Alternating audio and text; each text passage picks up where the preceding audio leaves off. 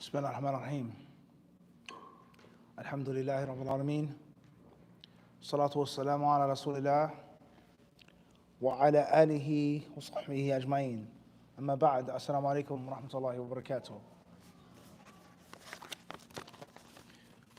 It states here, seeds of knowledge. 2. Hayya of Ibn Abi Dawud. And it states in Arabic, Hayya, or obviously it could be a small alif, la ba's, inshallah, like, tajweed or whatever, by Mufti Muhammad ibn Munir, intensive course on Saturday, July 5th, 2024, corresponding to the 29th of Dhul Hijjah, 1445 after the Hijrah. All right, so we have roughly 4 hours, maybe 3.5, maybe less than that. A lot can be said. To make things easy and simple, and to allow you to further your own personal development as a student of knowledge.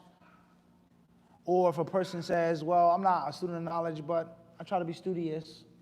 I'm trying, I'm striving. Whatever your level or grade or rank may be, it's very important for you to add on to your collection of badges. And those badges should be things which forge, sharpen, and polish.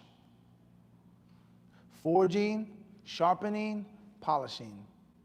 Speaking proverbially or metaphorically, making a sword from minerals, from the earth, things that come from the earth. Burning, melting, smelting, banging, flattening, folding, all right? You forging something. You making something solid and strong. You making something which is flexible and absorbent, but at the same time, rough and brittle enough to be sharpened. This was the challenge of ancient swordsmiths, sword makers. How do they create an alloy, a mixture of minerals, a mixture of metals that has 2 main qualities? First quality is that it has to be absorbent, it has to be soft. And that may be hard to understand. How can a sword be soft? Because on impact, if it's too rigid, if it's too brittle, it's going to do what? It's going to crack and it's going to break. It's going to crack and it's going to break. It has to be able to move a little bit. But if the steel is too soft, too absorbent, you can't get it to a what? A fine edge. And the duller the sword, the faster I am on the battlefield. So how do we get the sword to be soft in the middle, to absorb the shock and not break or crack?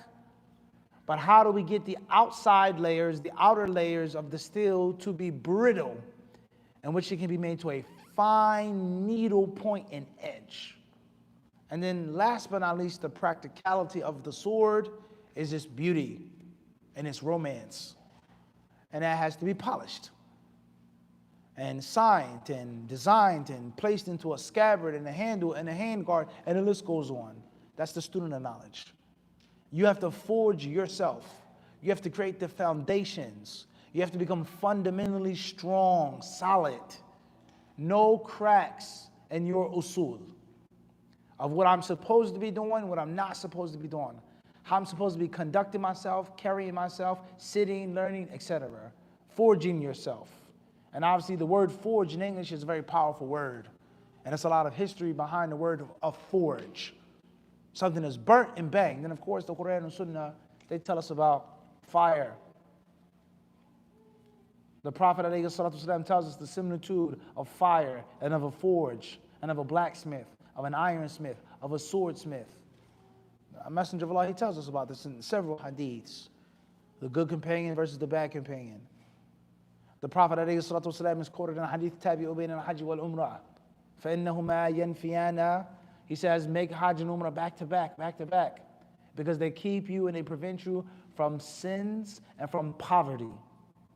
كَمَا تَنْفِي النَّارُ خَبَثَ الْحَدِيدِ. It keeps you clean from sin and it keeps you away from being poor. Just as fire purges and purifies the iron and the steel from impurities. Burn, bang, twist, fold, layers. It has to be made. Your character, your personality, who you are, you have to forge it. And then when you get the foundations locked down, you become solid.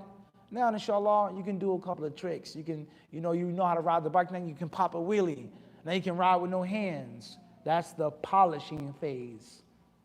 And of course, you got to be sharp, a notch above. You got to know things above average. You got to memorize. You got to study. But that isn't the first step. Everybody with me or not? Are we clear on this or not? And of course, I didn't have a sword for the khutbah, so I'm still a little angry about that.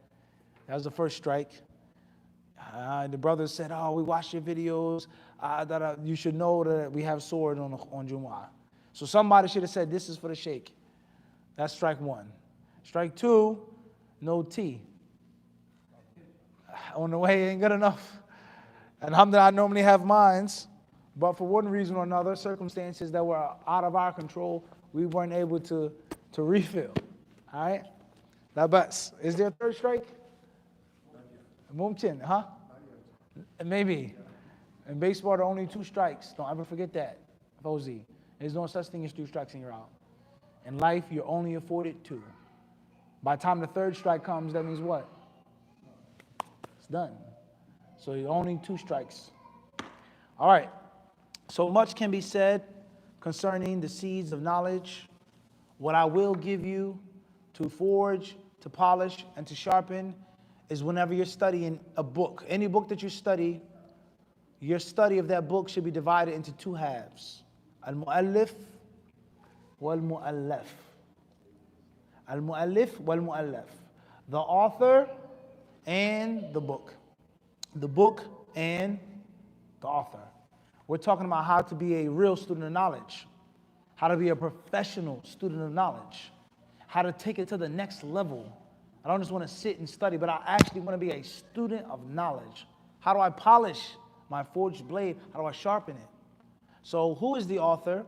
What is important? What's significant about this author? Who was he? Who he wasn't? When did he live? When did he die? Where did he live? Where did he die? Because the book that you're going to read from this author is nothing more than a product of the author. Ibn Abi Dawud wrote this book because of who he was, where he lived, and what was going on during his time in his area. That's why he wrote this book. That's why Imam al-Bukhari wrote his book. That's why Imam Ahmed wrote his book. That's why Imam Malik wrote his book. And when you read and you study the biographies of these great, great ulama, you'll find that they had critics, and you'll find that they had detractors. There were people that said, "Don't write your book. There's no point in you writing your book." They asked the Imam Malik this. There are muwatta'as before you. Why are you writing yours? Rabi'at al-Ra'i, fulan, this one, al-Madina. Why do you write your book? And Imam Malik said beautifully and simply, "Ma kana lillahi baqi." If it's for Allah, it will remain. If it's for Allah, it will remain. So who is the author? What is special about this author? And what is the book? When did he write the book? Why was the book written? What is the book meant to teach me? So on and so forth.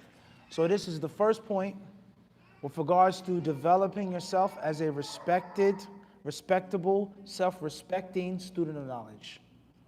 Dirasa tanqasim ila ish? 2 sections, the author and the work. After that, you shouldn't move forward, you shouldn't go past any book unless you have mastered 3 main things. Al-Hifz, Al-Fahm, Taqeed. If the book is meant to be memorized from cover to cover, you don't go into another book until you've memorized it from cover to cover. And not a shabby memorization, not a memorization which is half and half, a soft shelled, no. You've memorized it. You can say it backwards. You've read the book, you've studied it so many times in which you're tired. That's when you know. Secondly, you're supposed to understand everything from that book. Everything. Any part of the book, I say page 6, page 7, this is what it means. In brief, basically. But there's no way you can leave one book or one level of study without understanding and comprehending everything the author said. You may not memorize the book. The book may not be meant to be memorized. Or you may memorize just the proofs and evidences. Or you memorize parts of the book. That's fine. But there's no reason why you shouldn't understand everything. Last but not least, at-taq'id, is that you understand the principles, the maxims, the rules that are to be extracted from this work. So if you studied this work, you've studied this book, you're supposed to know this qaida, this dabit, this asl, etc. Then you move forward to the next level of study. All right? Okay, khair inshallah. So this is with regards to the development of the professional talib al-ilm, a systematic student of knowledge. Okay. We'll take questions in a second, inshallah. All right. So obviously, from that which we know about the author, says Ibn Abi Dawud. So if I had to guess, I would say he's probably the son of this great scholar of hadith, Imam Abu Dawud, Sulaiman ibn al-Ash'ath al-Sistani, rahimahullah ta'ala, author of the Sunan. So is that a good thing or a bad thing that he's the son of this great Imam of hadith?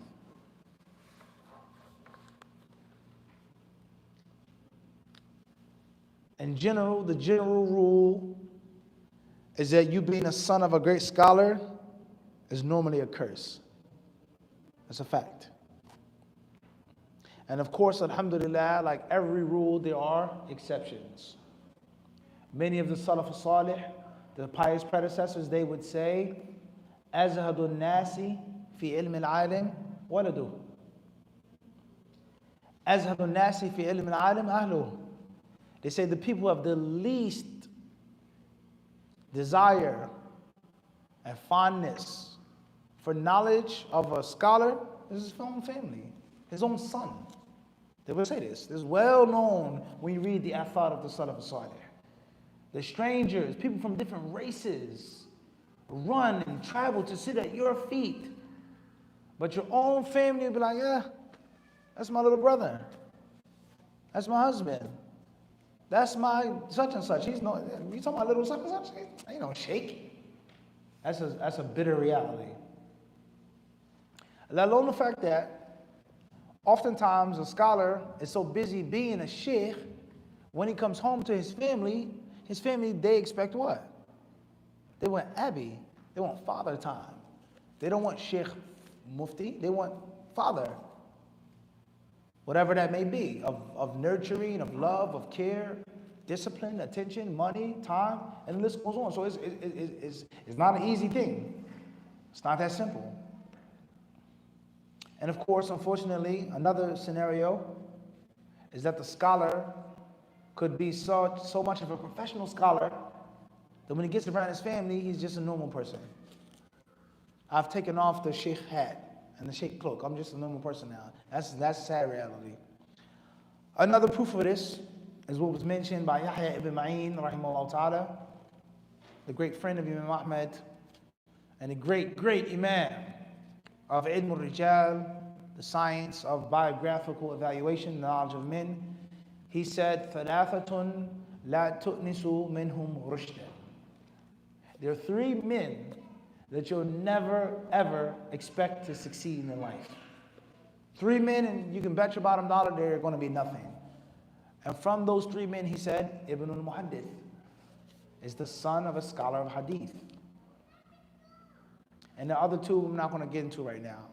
What's important is Ibn Abi Dawud. His father being such a great scholar is something that either made him or broke him. And that's life. And it goes back to the example of the sword, the double-edged sword. Al-waqtu kas-sayf. Time is like a sword. It either benefits you or it hurts you and kills you. My father's a great scholar. That's an advantage or a curse. I'm tired of being known, oh, you're Sheikh Fulan's son. You're Sheikh Fulan's son. I know your father. I met your father. I used to study with your father. You look just like your father. You remind me of your father. Oftentimes, a person wants to get out of that shadow. And sometimes they try too hard to get out that shadow instead of taking what they can from that shadow. All right? So be careful. So Ibn Abi Dawud, rahimahullah ta'ala, is the author of this book. On the cover, something that's not missing, or something that is missing, when he was born and when he died, should be on the cover of this pamphlet. I don't know why it's not mentioned. So on the second page, son of Abu Dawud, author of Sunan Abu Dawud, 202 AH to 275 AH. May Allah have mercy upon him. Whose death is that?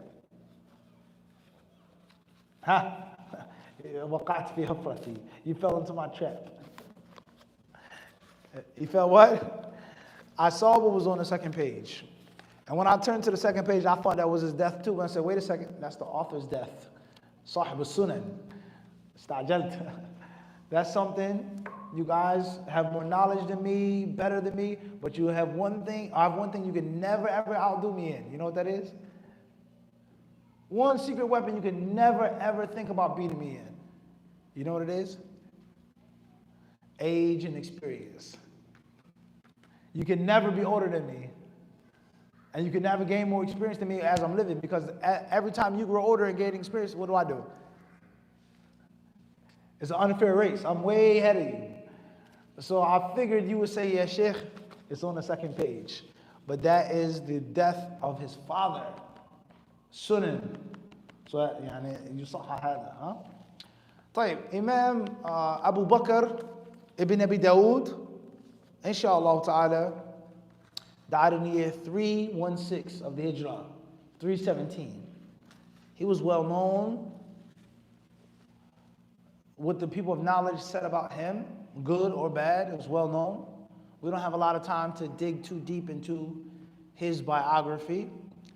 But in the near future, after this class, inshallah, you go on Wikipedia, Google search Ibn Abi Dawud to learn more about him and why we're reading his book today.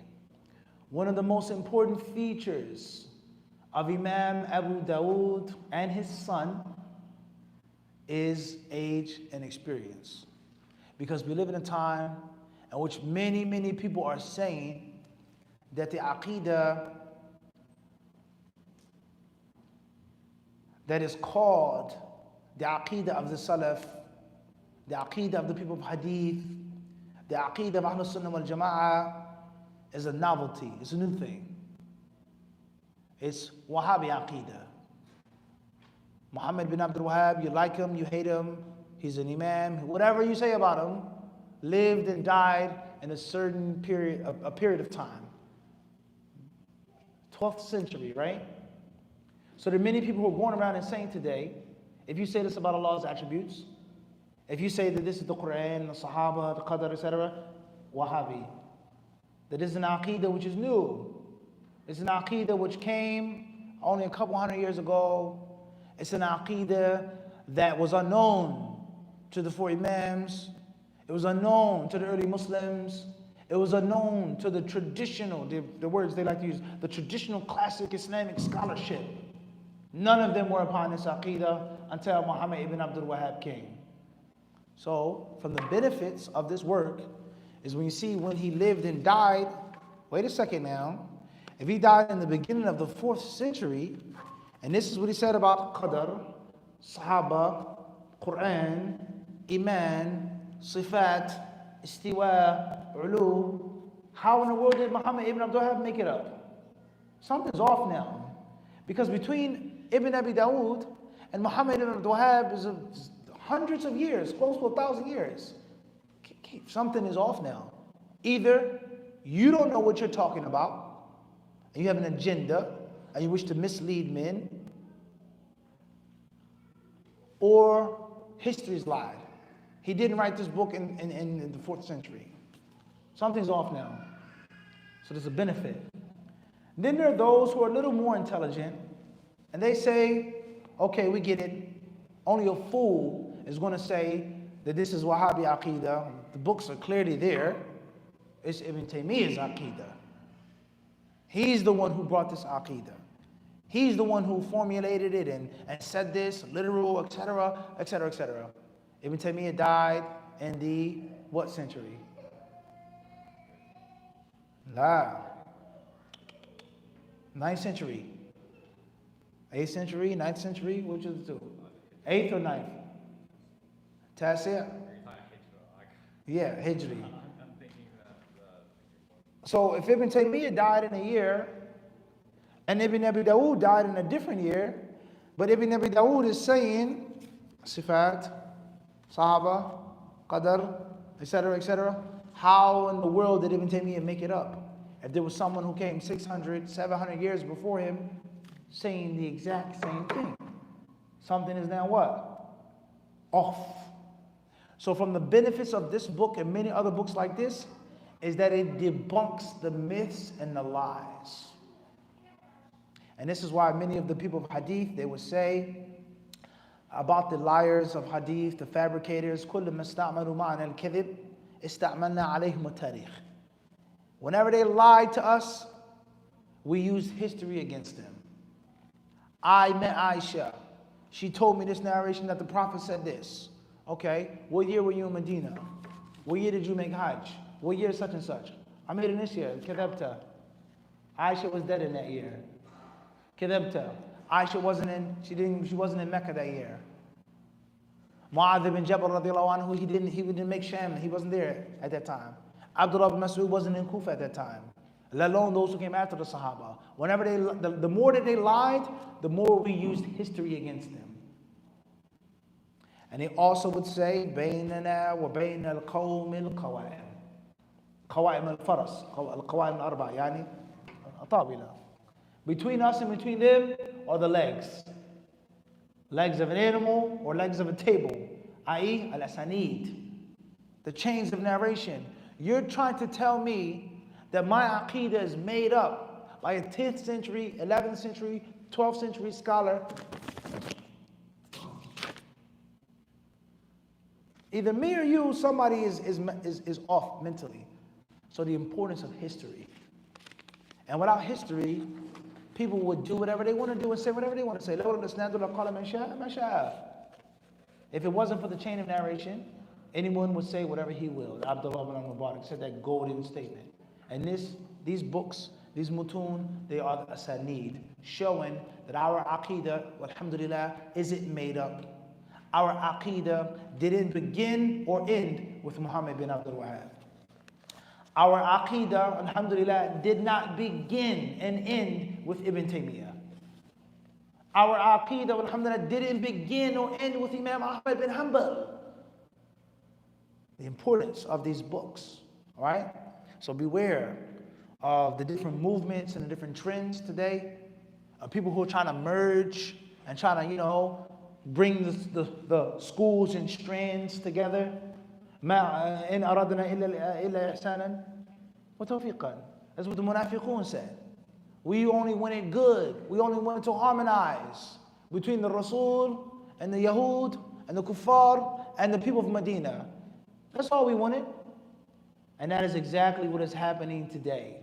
If you say this about Allah's attributes and it literally means that, then all right, that's the Athara school. I say Allah cannot have this attribute.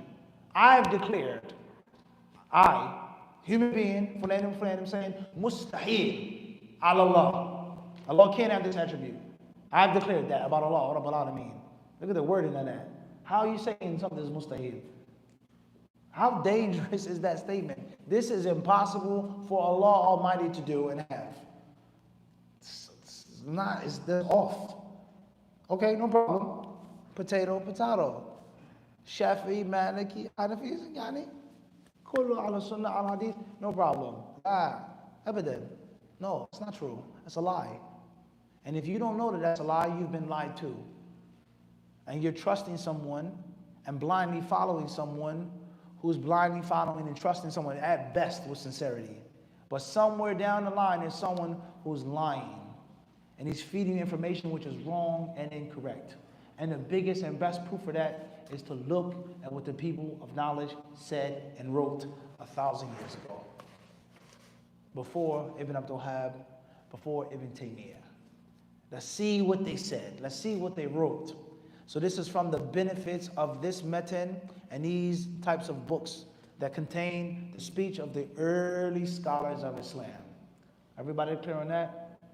Much more can be said about the danger of making these differences in Aqidah look like potato, because they aren't.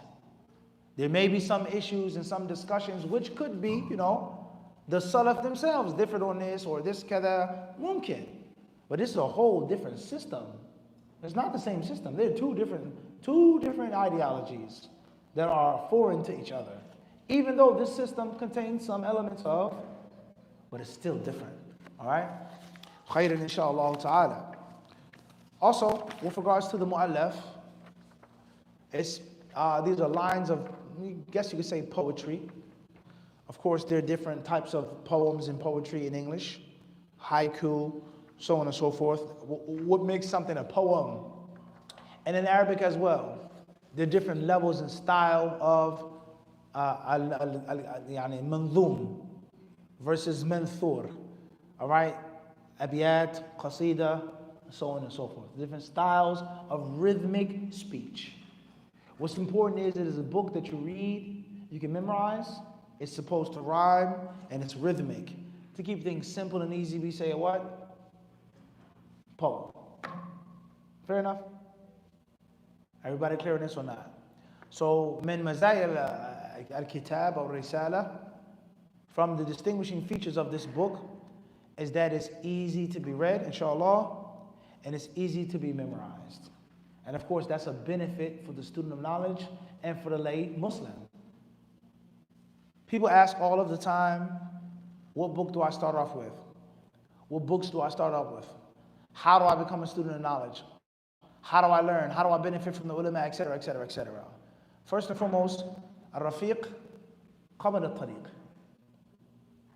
Friend comes before directions. Before you find out the directions, how to get to a place, you need someone to travel with you, a companion. That's what the Arabs, they say. And in English, we say, never put the what? The cart before the horse. Don't put the cart before the what? The horse. So the first step is by you having a teacher. Having a bad teacher is better than you having good books. Don't forget that. Having a bad teacher is better than you just having good books by yourself. So you need an instructor. That's first and foremost. If you have an instructor and he wishes to instruct you in certain books, you get those books, alhamdulillah. And you also read on the side, and you study on the side. And as you grow, you research. But we're talking about the beginning stages. So people, they ask me, how do I become a student of knowledge? What's the first book on ilm al-hadith that I should read? What's the first book on mustalah? What's the first book on ilm al-rijal? Before your book is your teacher. But with a teacher, or if you don't have no teacher and you have to teach yourself, then there are two principles for what books you should study first. أخسره وأيسره. Smallest in size, easiest in wording. There's the two guiding principles. Not the most famous book, not the biggest book, not the book of the biggest sheikh, the smallest book and the easiest book in wording. And that is because as a student of knowledge in the beginning, you need rhythm and momentum. You need to get started and you need to build your confidence. You can't build your confidence, you can't get into a rhythm or a groove when something is extremely challenging.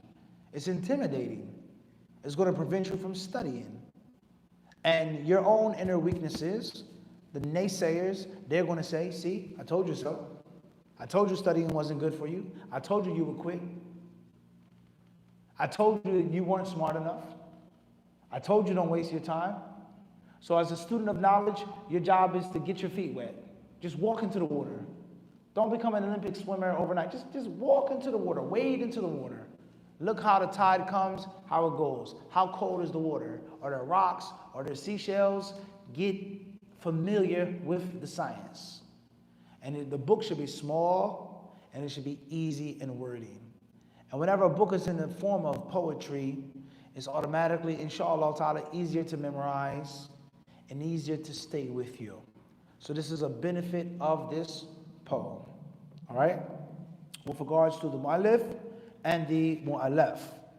So we have about 33 lines, which is very similar to another book, Manduma, Mashhura, Mutadawala Bayna Talaba, وهي 34 lines. What Manduma has 34 lines? All right? Very similar. Okay. So inshallah ta'ala, let's read the book. Let's read it. Let's go over it together without any explanations, commentary, proofs, evidences, differences of opinion. But the next step for a student of knowledge is to learn how to properly read the material.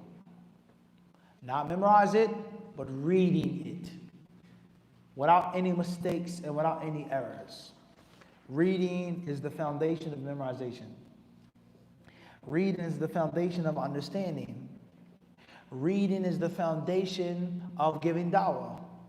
Iqra' bismi rabbika alladhi khalaq. Jibreel never told the Prophet ﷺ, ihfaz. He said, Iqra'. And then what did the Prophet say? I can't what? That's fundamental. So many brothers, they memorize things and have mistakes. They memorize things, they pass on things, they teach things, and they themselves can't pronounce the words correctly. Before we go that far, ضابط آخر في غاية الأهمية is that when you're studying any book as a student of knowledge, your primary goal is to understand the words of the author. Most people today, they put more focus on the explanation than the actual text. And that's a big, huge problem. What does Ibn Abi Dawud mean by this line? Not Dr. or Sheikh Fulan. You have to look into the words, have it broken down, then you move on to, this is the proof for it. This is the evidence. This is what the other groups in the fiqh say. So you have to focus on the words. In al-alfadha, qawalibul ma'ani. In al-alfadhi ish, qawalibul ma'ani. The wordings are found, the meanings are found right in the words. But the average person isn't thinking about the words. He's thinking about this fancy explanation, focusing on the actual book with regards to developing yourself as a student of knowledge. All right. Last but not least, and there are many things that can be said, كتب العقيدة يعني كتب السلف وكتب الأئمة في العقيدة تنقسم إلى قسمين فيما يتعلق بأساليبها. These books concerning how they're written, their styles, are in two categories. الأسلوب الأول هو أسلوب التقرير والأسلوب الثاني هو أسلوب الرد. وهناك من الكتب جمعت بين الأسلوبين. So the book is going to teach you and talk about what's correct. And it's not going to deal with what's incorrect, or who's incorrect, or why they're incorrect. And that's called taqrir. It establishes. It's giving you the truth, and that's it. And then there are other books which intentionally start off with rejection, rebuttal, and refuting of falsehood, and the people who bear and propagate that falsehood. Of course, whenever you establish something, you're indirectly warning against falsehood. And when you warn against falsehood, you're indirectly establishing the truth. So this book is meant to establish and to show you, to give you a brief glimpse into what the author, may Allah have mercy upon him, believes and feels is the correct mu'taqad. What is the creed of Quran and Sunnah that was adopted by the Sahaba, taken by the Sahaba, taught by the Sahaba. And when the different groups begin to rear their ugly heads, split up, separate, they had the different schisms and denominations. People had different ways of thinking and looking at things. The Sahaba and their students said, no, this is what it is. The new stuff, go ahead, but this is what it is. We're sticking to this. Genetically modified foods versus natural and organic. There was a time in which there was no such thing as GMO. Food was food. People started taking shortcuts. People started cutting the prices. People wanted prettier, symmetrical fruits and vegetables. People wanted orange carrots instead of white carrots. People wanted to have 50 carrots that all looked the same. People wanted bigger, fatter, beefier cows, chickens, and the list goes on. And they added things. Some things were good, many things, most things were bad, harmful upon he or she who consumes them. And the people said, we're sticking to the original way. This is how long it takes to grow. This is how big it's going to get. This is what color it's going to be. And this is what it's supposed to taste like. So therefore, he wrote this book to show you, O reader, this is the organic, original way. And these other people, they came out with their other ideas and ideologies.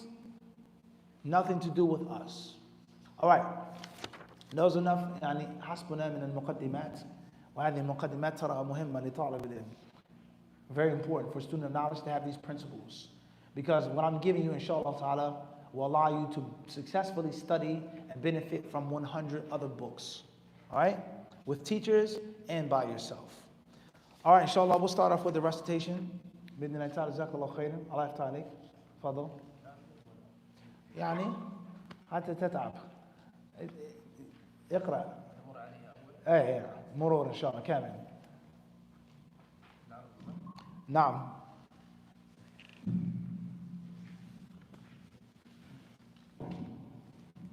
الحمد لله رب العالمين صلى الله وسلم على نبينا محمد وعلى آله وصحبه أجمعين. اللهم اغفر لنا ولشيخنا وللحاضرين ولجميع المسلمين. يقول الإمام أبي بكر بن أبي داود رحمه الله في منظومته الحائية لأبي داود: بسم الله الرحمن الرحيم. تمسك بحبل الله واتبع الهدى ولا تك بدعيا لعلك تفلح، وذن بكتاب الله والسنن التي أتت عن رسول الله تنجو وتربح، وقل غير مخلوق كلام مليكنا بذاك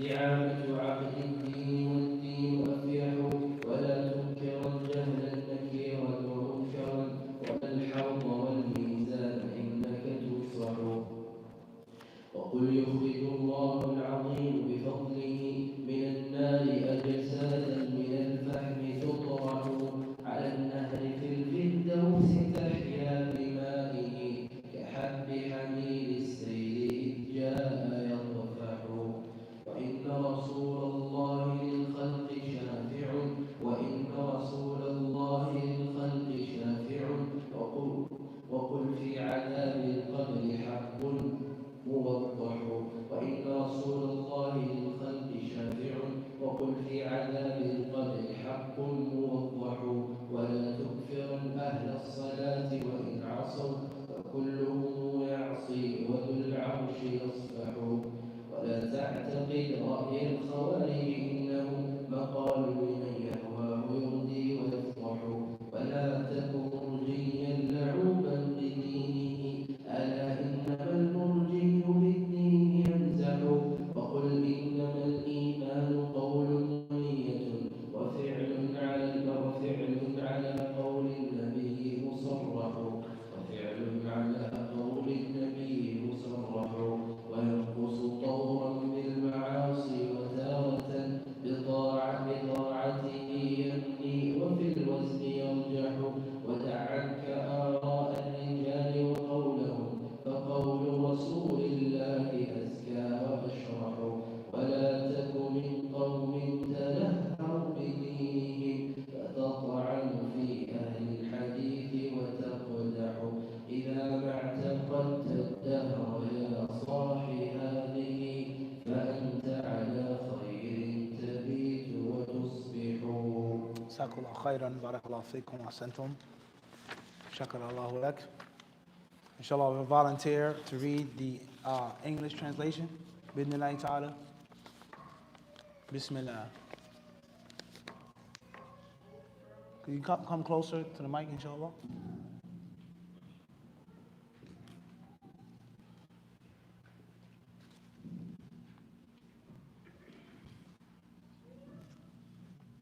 Hold firmly to Allah's rope and follow the guidance, and do not be an innovator so that perhaps you will be from amongst those who succeed.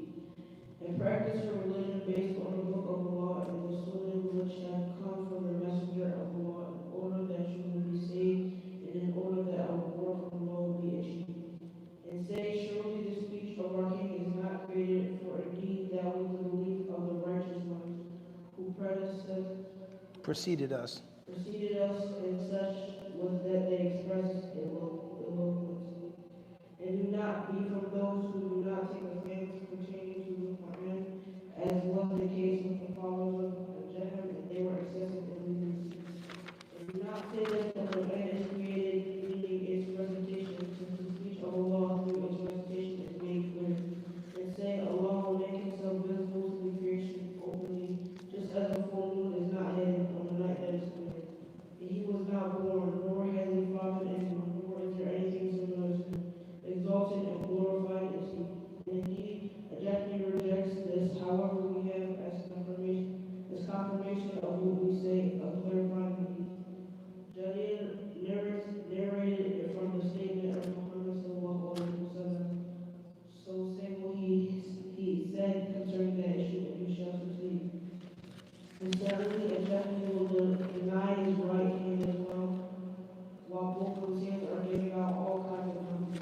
And say the ever compelling descends each night without asking how magnificent is the one God, the perfect one of all praise he is worthy. Down to the lowest heaven granting bounties from his grace, as the gates of the heavens are open and spread widely. He says, is there anyone seeking forgiveness who would like to be a forgiver? Or is there anyone seeking gifts of goodness and provisions so he can be given graciously? For who the companions have reported this, whose reports are not to be rejected, but indeed some people have failed belying these narrators, thus they were criticized everywhere. And say, indeed, the best of the people after Muhammad sallallahu alaihi wasallam were his two deputies of old, Abu Bakr and then Umar, and then Uthman accordingly. And the fourth of the best of creation of non-prophets after them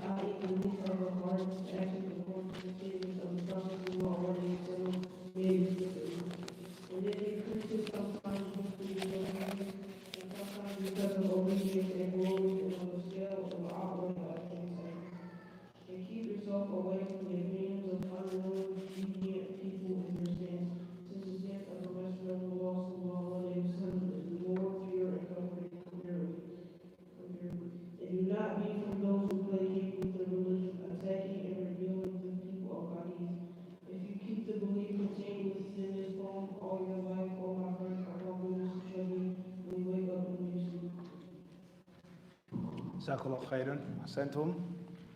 Okay, so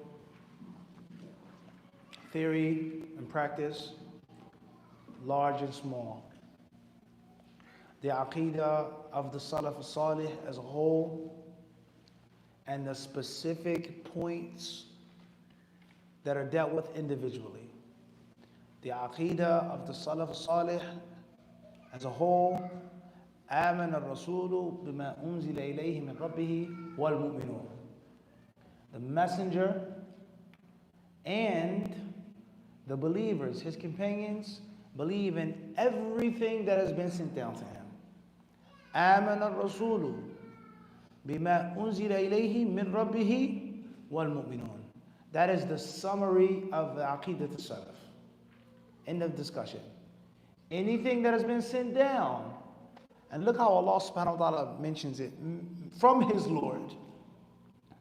We're reading the Quran.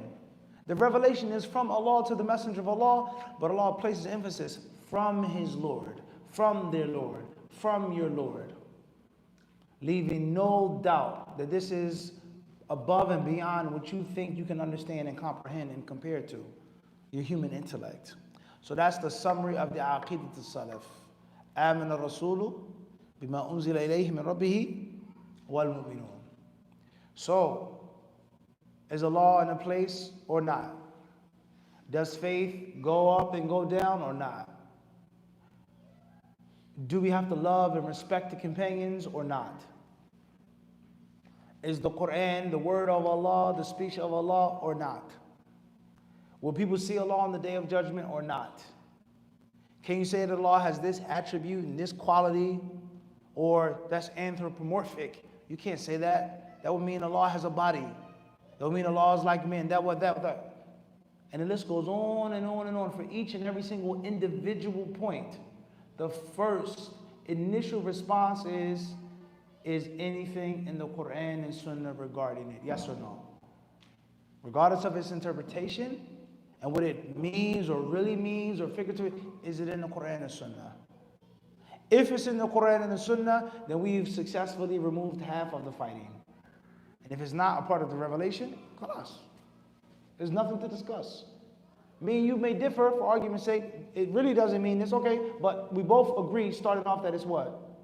Madhkur or not? Is in the revelation or not? So that's the Aqidah al-Salaf, first and foremost. What's in the Kitab and Sunnah? And the pure, original, organic way.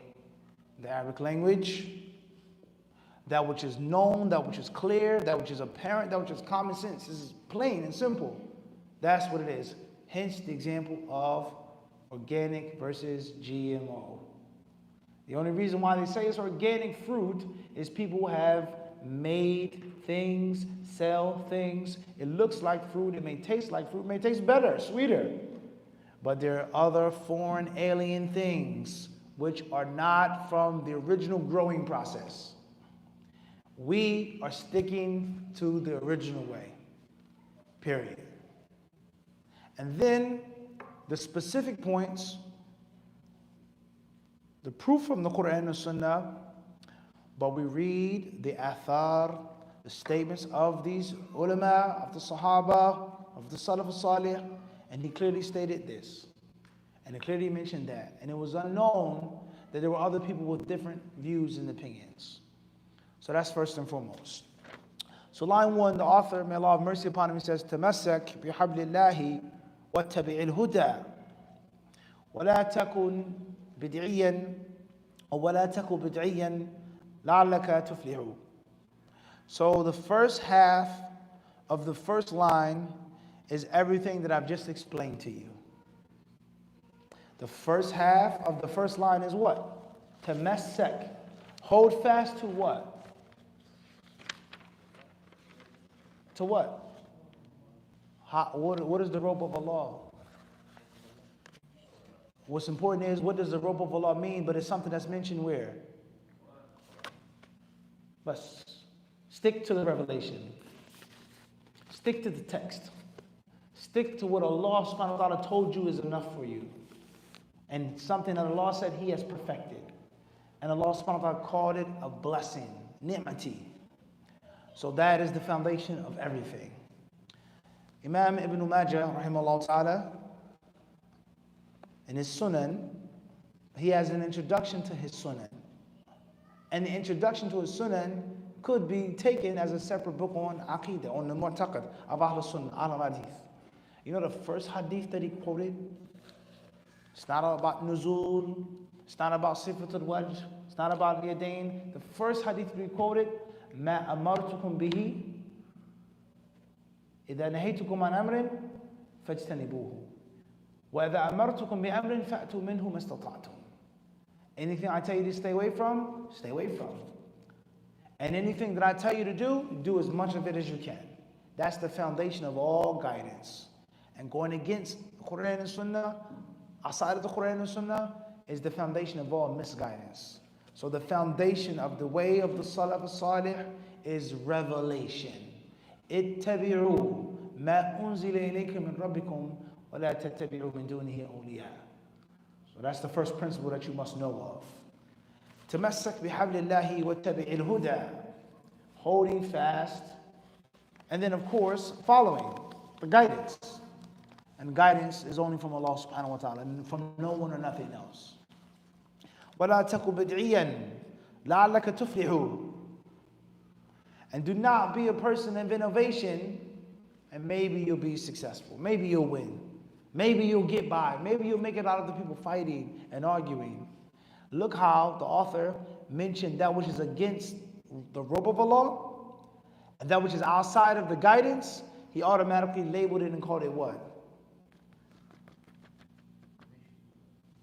فهمنا نقطة عجيبة صراحة. تمسك, hold fast to what? The robe of Allah, and follow the what? The guidance. وَلَا تَكُوا إِلَى آخِرِهِ. Anything outside of the robe of Allah and the guidance of Quran or Sunnah, you're automatically going to be classified as a person of bid'ah. That's a very interesting point. People who say that there are different strands and there are different ways of understanding and there's different madhabs, just like there's fiqh madhabs.